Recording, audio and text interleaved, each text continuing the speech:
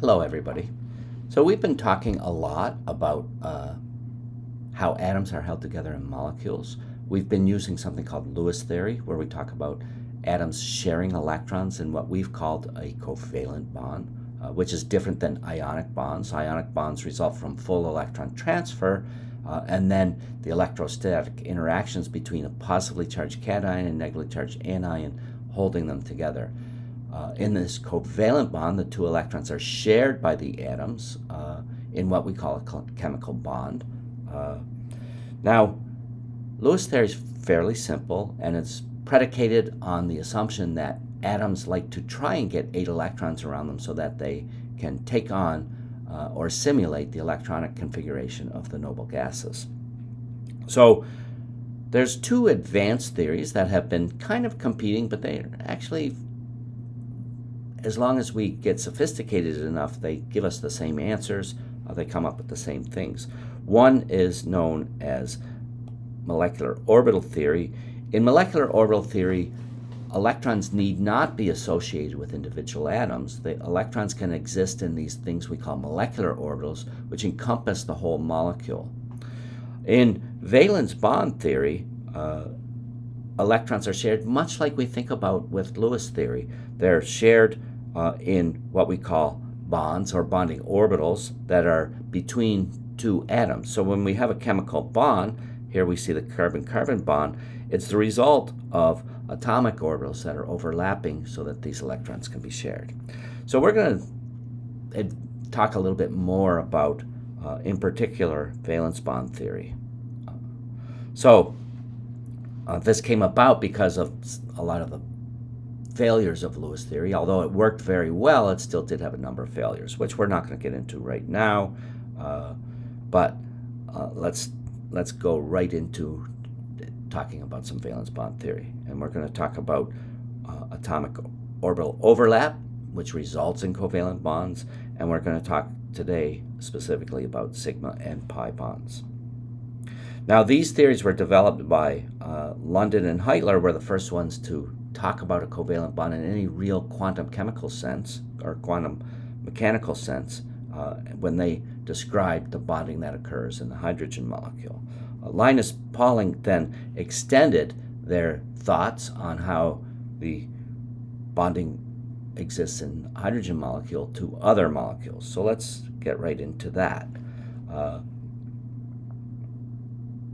In 1926, Heitler and London described a quantum mechanical description for chemical bonding. Now, what they talked about is the fact that we can have two hydrogen atoms as they're zipping about in the gas phase or in outer space. They don't know each other exists, but at some point when they approach, they begin to feel the effect of the other atom. So as two hydrogen atoms approach each other, 3 types of interactions begin to occur. Remember, each hydrogen atom has a positively charged nucleus, which contains 1 proton, and an electron that exists in an orbit that defines the atomic volume. So, as those 2 atoms approach each other, the electron begins to be attracted to the nucleus of the other approaching atom. As well, the electron feels the electron in the other atom, and those are repulsive forces. And the 2 nuclei begin to feel the other nuclei. They begin to feel each other, and those are also repulsive forces. So as these 2 atoms approach each other, the electrons get attracted to the other nucleus. They're obviously attached to the nucleus to the atom they belong, but they begin to feel the attractive force of the other nucleus. At the same time, the electrons feel each other, and those are repulsive forces, and the nuclei feel each other, and those are repulsive forces. But at the beginning, as they approach each other, these attractive forces are greater than the repulsive forces, and the 2 atoms will continue to approach. At some distance, all of these forces balance out. The repulsive forces are equal to the attractive forces. We talk about that as being the bond distance for the hydrogen molecule, the H2 molecule. So the bond length is simply where all of these forces balance out. And we have a lowering of energy. That's the most energetically favorable distance for those 2 atoms to be held together. So Pauling took this idea of Heitler and London's and said there's no reason we can't extend that to other atoms. And so we know that atoms, through the math that we developed, electrons reside in orbitals. Covalent bonds, Pauling said, covalent bonds occur when electrons are shared by overlapping of singly occupied orbitals. So when two atoms come together, at some point their orbitals begin to overlap, and the same thing happens. Those electrons will feel the results of the attraction to the nuclei of the other atom, and a bond can begin to form. Now, in order for that to occur, these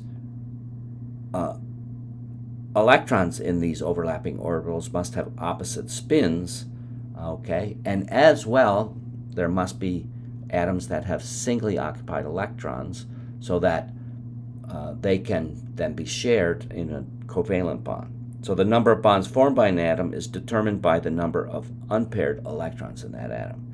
So let's take a little look at what we're talking about.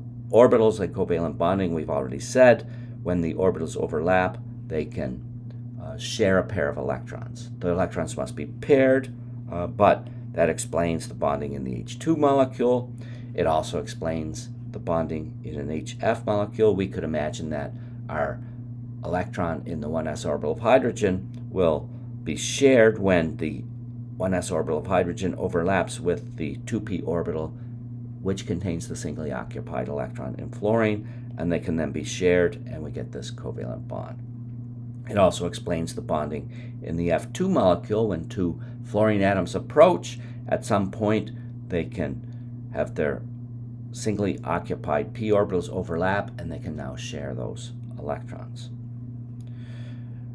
There's two types of bonds we're going to talk about, sigma bonds and pi bonds. Initially, we're going to talk about sigma bonds and how they form from atomic orbitals. We're also going to have to do some adjustment of our atomic orbitals, which we'll talk about in just a second.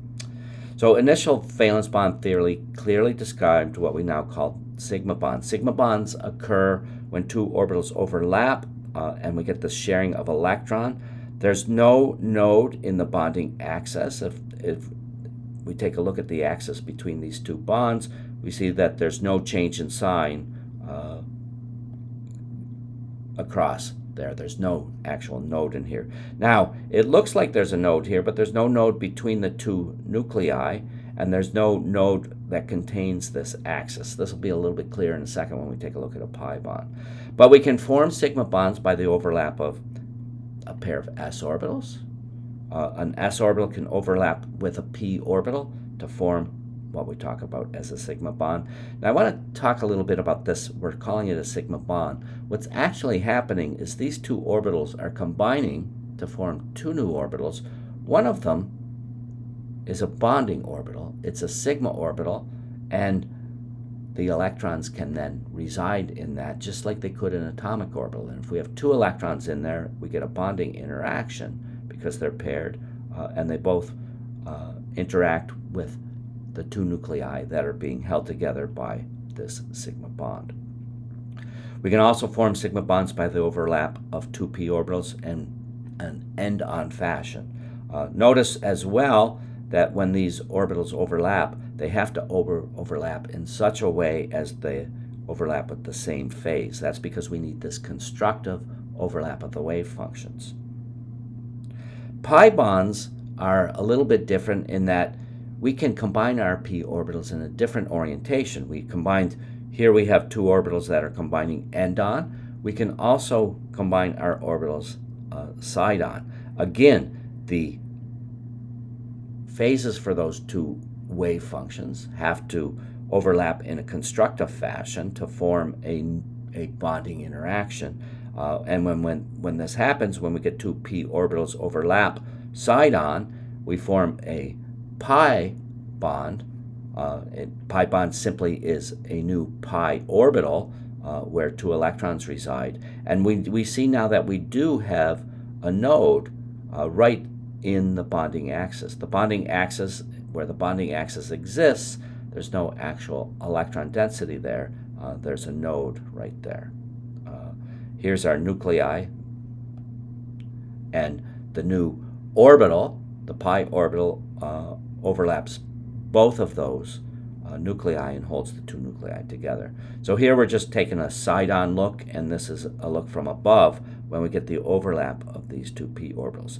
So there is a nodal plane in the bonding axis of a pi orbital, or a pi bond. So sigma and pi bonding orbitals are simply homes for electrons, okay? Once we have electrons in those orbitals, we talk about the fact that they're bonding orbitals and that they hold the two nuclei together. As we form those bonding orbitals, there is another orbital form that we're just going to ignore for now. We're only going to talk about the bonding orbitals. A little bit later, we'll talk about anti-bonding orbitals, and which is really important when we talk about molecular orbital theory, but they also exist in valence bond theory. We just don't talk about them yet. So s orbitals can only be involved in sigma bonds, and that's because of the fact that we have no node in an s orbital, and they overlap to form these sigma bonds. P, D, and even F orbitals can be involved in both sigma and pi bonds. In sigma bonds, they have to overlap end-on, as we see here, and in pi bonds, they overlap side to side, okay? As it turns out, we get much better overlap for sigma bond formation. So sigma bonds are typically stronger than pi bonds. With pi bonds, we don't get as good a spatial overlap, but we do get overlap, and we get this bonding that occurs. So early valence bond theory talked about the fact that to form a covalent bond, an atom must have an unpaired electron. Here we see the electronic configuration for a number of atoms, and quite a few of them have singly occupied atomic orbitals. So the number of bonds formed by an atom is determined by the number of unpaired electrons. So let's take a look at this, and let's take a look specifically at carbon. We're going to look at carbon right now.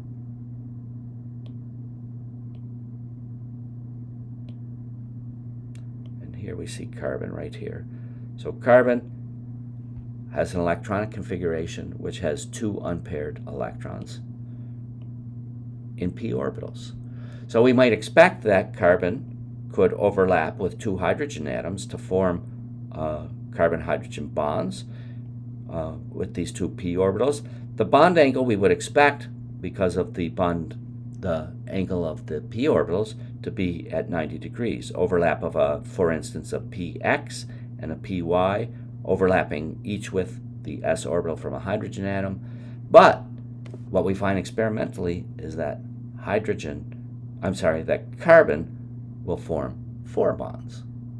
And the bond angle for each of those carbon-hydrogen bonds when relative to another is 109.5 degrees. It's a tetrahedral arrangement. So this doesn't really do a good job of predicting our geometry. So there has to be a modification. So early valence bond theory kind of failed there. It would have predicted carbon should only form 2 bonds. Let's take a look now what happens with nitrogen and oxygen. So if we take a look at nitrogen, we see that we have 3 unpaired electrons, 1 each in the px, py, and pz orbitals. We would expect nitrogen to form 3 bonds with hydrogen, and in fact it does. NH3 is a known species. We call it ammonia. Now, with this prediction, we would expect that the bond angles for these NH bonds would be at 90 degrees because they involve the px, the py, and the pz orbitals. However, ammonia has a bond angle. The H and H bond angles are all equal. We have 3 such interactions. This is a 3-dimensional representation. This is a 2-dimensional representation of 3 dimensions. And the bond angles are 107.8 degrees in the ammonia molecule. That's different. If we take a look at water, what would we expect with oxygen? If we take a look at oxygen, we see that we have 2 unpaired electrons. And indeed, we do form 2 bonds with oxygen. Hydrogen can form 2 bonds with oxygen, and we get the H2O molecule. And again, we would expect from early valence bond theory a bond angle of 90 degrees, but we get 104.5 degrees. Now, take a look at beryllium. There are no electrons, unpaired electrons in beryllium, and we form the BH2 molecule. So that would not be predicted because there are no unpaired electrons. And if we take a look at boron, we simply have one unpaired electron, yet boron can form 3 bonds with hydrogen atoms or even fluorine atoms, and has a bond angle of 120 degrees, yet we would expect only one atom to bond. So what's going on, and how can we modify our theory to take care of this? So we have to have a modification to our model. So let's talk a little bit about scientific models. Scientific models are just human constructs. They're a physical and or mathematical conceptual representation of a system of ideas, events, or processes. They typically comes from theory, and it's used to understand how something works or describe how something is structured. And if it's a useful model, it will allow us to make predictions. When a scientific model fails, we don't necessarily throw it out. We just need to make some modifications, perhaps, to make more accurate predictions. So that's exactly what Linus Pauling did with valence bond theory. So let's talk a little bit now about the modification that Pauling came up with, and this is orbital hybridization. We just take our atomic orbitals and we make them slightly different. Then we can use these new orbitals. So let's talk first about what these hybrid orbitals are. Hybrid orbitals don't exist on isolated atoms. They're formed only in covalently bonded atoms. We know that when we have isolated atoms, we can probe them, and we do see very good evidence for the structure that we've already talked about with s, p, d, and f orbitals in atoms. But that doesn't work in atoms that are covalently bonded to something else. So hybrid orbitals only exist in covalently bonded atoms. They have shapes and orientations that are very different from the atomic orbitals of isolated atoms. A set of hybrid orbitals can be generated mathematically by combining atomic orbitals. We have to remember that the number of atomic orbitals in a set is equal to the number of atomic orbitals that were combined to produce that set. All orbitals in a set of hybrid orbitals are equivalent in shape and energy. The type of hybrid orbital formed in a bonded atom depends on its electron pair geometry, as predicted by VSEPR theory, and the hybrid orbitals overlap to form sigma bonds. Unhybrid orbitals can overlap to form pi bonds, which we'll see when we get to that section. So we'll see in just a second what we mean when we hybridize orbitals. Here's an example of what we do. These are called sp3 hybrid orbitals, and we just take our atomic orbitals and we do some math and we get new atomic orbitals with different shapes and orientations. So let's get into what we're doing when we're hybridizing orbitals. The first hybridization we're going to look at is sp hybridization. I've put in brackets here and called it sp1 because we're going to be looking at sp2 and sp3 orbitals where we specifically have a subscript telling us that. With sp orbitals, we leave out the subscript because we know we have one s and one p orbitals. So two atomic orbitals can hybridize to produce two new hybrid orbitals. Have to remember that these hybrid orbitals are also atomic orbitals. They're just different than the ones we began with. So we can take an s and a p orbital, and we can combine them mathematically to form two new orbitals. The two orbitals that we would form are called sp hybrid orbitals because we took one s and one p, and we made two new sp hybrid orbitals. The sp hybrid orbitals look like this. We've mixed our s orbital with px orbital. So our new orbital is still contained in the x-axis, but notice that they're pointing at 180 degrees to each other. Now we have to remember this is showing the two orbitals, but both of these orbitals exist on one atom. So when we superimpose them, we see that we have these two new atomic orbitals. They're at 180 degrees to each other, pointing in different directions. So how can we use these orbitals, these new atomic orbitals? So again, let's take a look at a specific molecule. We're going to look at beryllium dichloride. Here we see the electronic configuration for the beryllium atom. We're going to take the s orbital and one of the p orbitals, and we're going to hybridize them to form two new sp orbitals. Notice that we've left two of the p orbitals unhybridized. They're still there. There's nothing in them, but in our new hybridized atom, we have two sp orbitals. They're lower in energy because they were formed from the s orbital, which is much lower in energy than the p orbitals, and the new orbitals are kind of in between the energy level for the s and p orbitals. And so when we put the electrons back in, we follow Hund's rule and the Aufbau principle, and we put the two electrons into these degenerate orbitals. They're degenerate because they have the same energy, so we have two orbitals with unpaired electrons. We can now form bonds with those, and because of those hybrid orbitals are at 180 degrees to each other, when we form the bonds, we're going to see that the bond angles for our molecule will be at 180 degrees. So our beryllium atom now has these two sp orbitals, and a chlorine, in this instance, a chlorine atom can approach and overlap. We have our electrons in a p orbital in the chlorine overlapping with one of the sp orbitals of our now hybridized beryllium.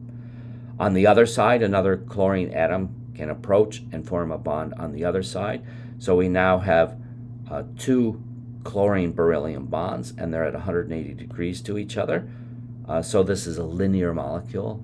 In our VSEPR designation, it's an AX2 molecule. So we need not, we can bond beryllium once it's hybridized with any atoms that have unpaired electrons. So we could bond it with two hydrogen atoms. We can also hybridize other atoms and form sp hybridized structures. So here's an example, and in this example, our hydrogen is our carbon is sp hybridized, and it's attached to a hydrogen and a nitrogen. Now, we're going to talk in a little bit. Here we see that we have three bonds between carbon and nitrogen.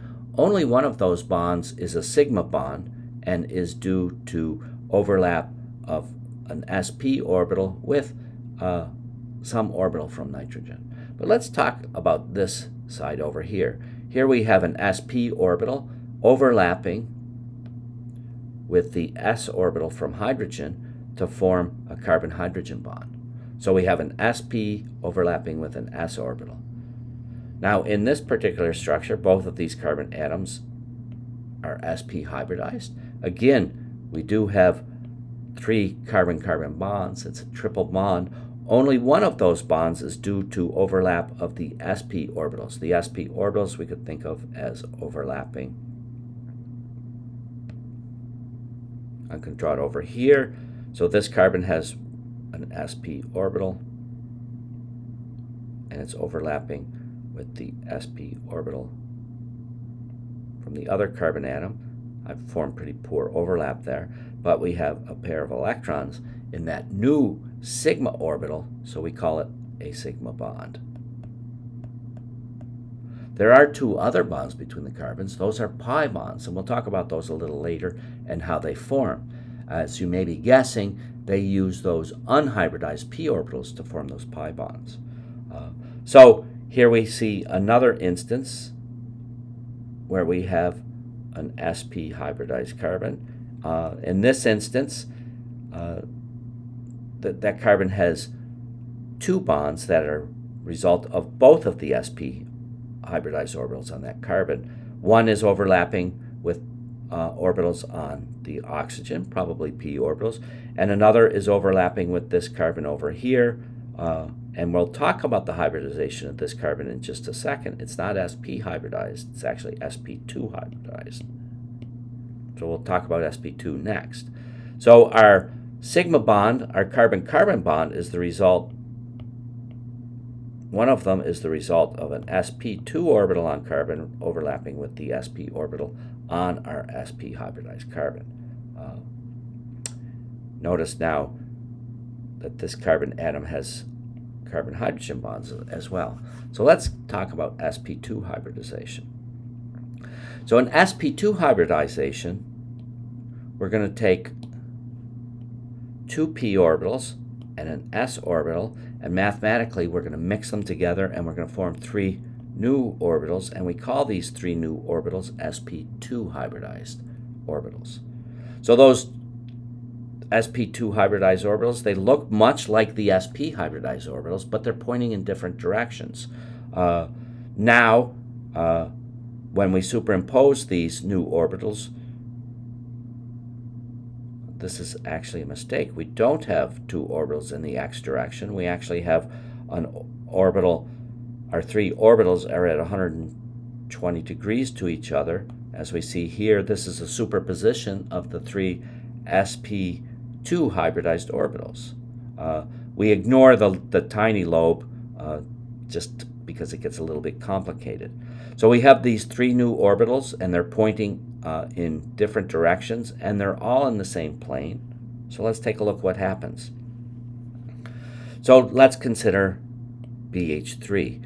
We take our s orbital and two of the p orbitals and hybridize them to form three new sp2 hybridized orbitals. Now we call them sp2 hybridized orbitals because we took one s orbital and two p orbitals to make three new sp2 orbitals. So that's telling us that the sp2 was made by mixing an s and two p orbitals. That's what the sp2 means. Okay, so we have these three sp3 orbitals that we can now use to overlap with our s orbitals on our hydrogens. So each one of these carbon-hydrogen bonds is due to overlap of the sp2 hybridized and an s orbital.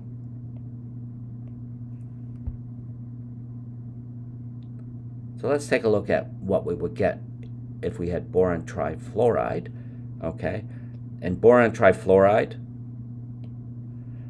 remember that our boron is sp2 hybridized. It has three of those sp2 hybridized, and it still has that p orbital with no electrons in it.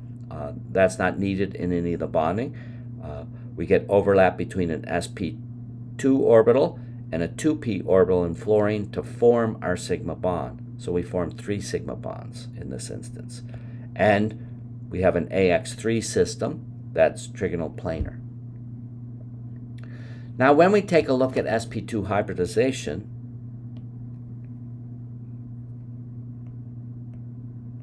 each of these atoms are sp2 hybridized. And take a look here. This nitrogen is also sp2 hybridized, but it's not forming three bonds. It's forming two bonds, and one sp orbital has a lone pair of electrons in it. So these electrons reside in an sp2 hybridized orbital that overlaps. It doesn't overlap with anything. There's no bond that's formed. Here we have a nitrogen-oxygen double bond. One is a sigma bond, one is a pi bond. We have a carbon-carbon bond here. That results we have a sigma bond, which is the overlap of two sp2 orbitals, each contributing one electron. We also have a pi bond, which is overlap from p orbitals that are remaining in the sp2 hybridized carbons. So we'll see that in just a second. Now in this particular molecule, this is an interesting molecule because we have an sp hybridized carbon and its linear geometry, and we have two sp2 hybridized carbons. Now this is interesting too because of the way the pi bonds form. Take a look at these the geometry of our hydrogens. So in here, the carbon-hydrogen bonds are contained in the plane of my iPad, okay? And these are perpendicular to the plane of my hydrogen. So notice these are perpendicular. If we twisted this thing around, we'd see that they're at 90 degrees to each other. The plane that hydrogen's contained in, and the plane that these hydrogens are contained in. Finally, we want to talk about sp3 hybridization. sp3 hybridization occurs when we take all of our atomic orbitals on the 2p, or the principal quantum number of 2 for carbon. We take the s and the px, py, and pz orbitals in the 2 and principal quantum level, and we make 4 new orbitals. We talk about these as being sp3 hybridized. We started with 4 orbitals, 1s and 3 p orbitals, and we made 4 new orbitals, each of them an sp3 hybrid orbital. Their shape is the same, their energy levels are the same, they're just pointing in different directions. They're pointing because we now have an AX4 geometry for the CH4 molecule, and they're pointing at the corners of a tetrahedron, like any AX4 system. So once we hybridize, we have 4 orbitals, all of the same energy level. They all have the same shape, they're just pointing in different directions, and we can now overlap those. So these are our 4 new orbitals. This is showing the 4 new orbitals superimposed on the carbon atom to which they belong, and each of those orbitals can now form a sigma bond with something like hydrogen. So here we see that we have 4 carbon-hydrogen bonds. Each carbon-hydrogen bond is due to the overlap of an sp3 orbital from carbon with a 1s orbital from hydrogen to make our sigma orbitals, where we have 2 electrons residing to give us a sigma bond. So the CH4 molecule has 4 CH sigma bonds. That should be carbon, by the way, not nitrogen. Each from overlap of a carbon sp3 orbital with a hydrogen 1s orbital. The electron geometry for this is tetrahedral, and the molecular shape is tetrahedral.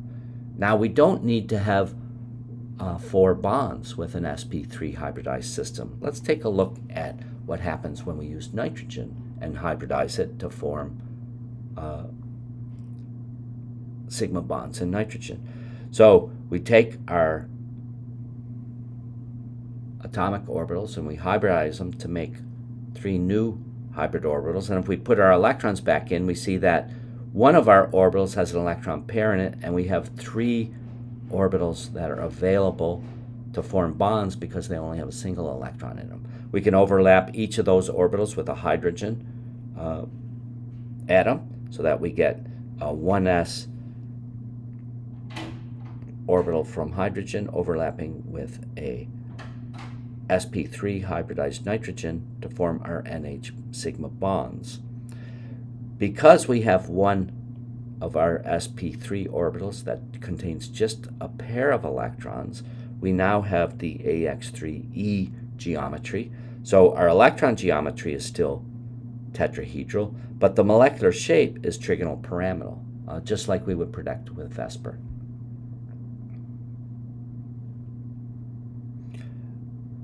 If we were to take a look at oxygen, oxygen also has 2s, 2px, 2py, and 2pz orbitals. We can hybridize them to form 4 new sp3 orbitals, and when we put the electrons back in, we see that we have 2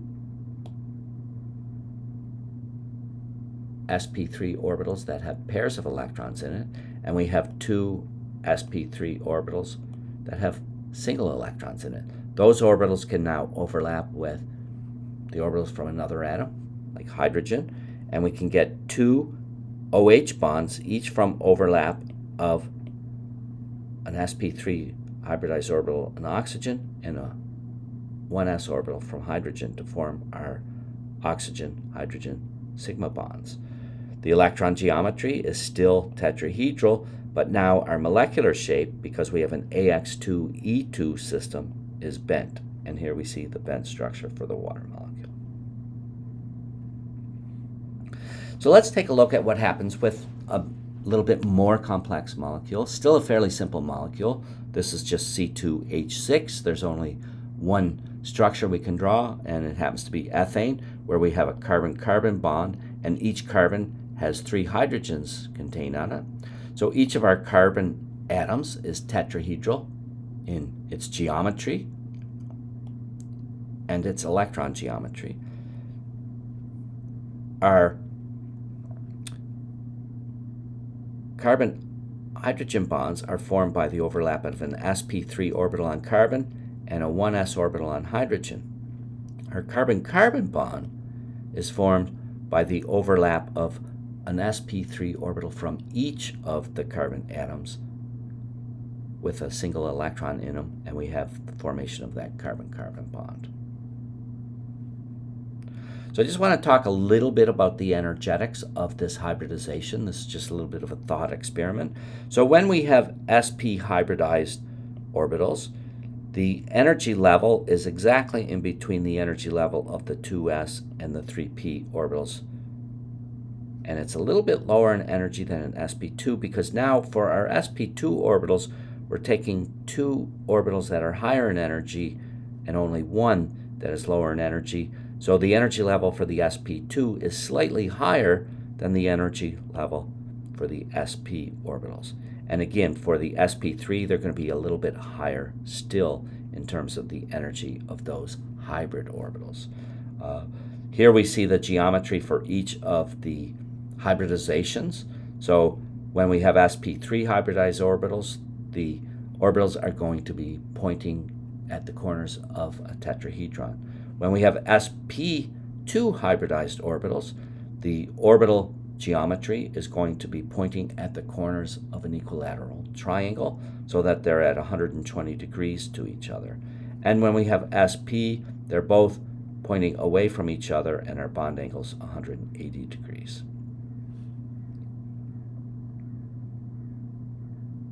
Now, we can also, once we get beyond the second row into the third row, we have energetically accessible 3D orbitals. So theoretically, we could hybridize 5 orbitals, an s orbital in something like phosphorus. We could hybridize an s orbital with 3 p orbitals and 1 of the d orbital to form 5 new orbitals, which we call sp3d. It's going to have an AX5 geometry if we have overlap with 5 atoms. So the electron group geometry is trigonal bipyramidal. If we have 5 atoms attached to it, the shape of that molecule would be trigonal pyramidal as well. Now, we talk a little bit about this. Although we can do this theoretically, and there's lots of molecules where we talk about sp3d hybridization, we want to be aware that valence bond theory works very well for second row elements. We use it for elements beyond there, but it really doesn't work as well, and what we start to see is a lot more failures in the predictions for sp3d and sp3d2 molecules. But they do a pretty good job. So phosphorus can form 5 bonds. We imagine that it is forming these sp3d hybrid orbitals, and we can get overlap of each of the sp3d orbitals with a p orbital in chlorine, for instance, to make an to make a PCl5 molecule. Here's some other instances where we have sp3d hybridization, and we can see we can have different shapes as well, because we can have our electrons reside in sp3d orbitals and less than 5 bonds. We can extend this from sp3d to sp3d2, where we just take another d orbital, we do the hybridization, we take 6 orbitals, an s orbital, 3 p orbitals, and two 3d orbitals, and we mix them or hybridize them to form 6 new orbitals, and that explains the expanded valency for elements beyond the second period. Okay, remember we have to, the 3d orbitals are now close enough in energy that they can be used for this hybridization. And here are some examples of sp3d2 hybrid orbitals. Here we have sulfur hexafluoride. Now the nice thing about hybridization is very consistent with VSEPR. When we have sp2 hybridized, we have our linear systems. That's sp hybridized. sp2 hybridized, trigonal planar electron system. sp3 tetrahedral, sp3d trigonal pyramidal, and sp3d2 is octahedral. So we're going to stop there for now. Thank you very much.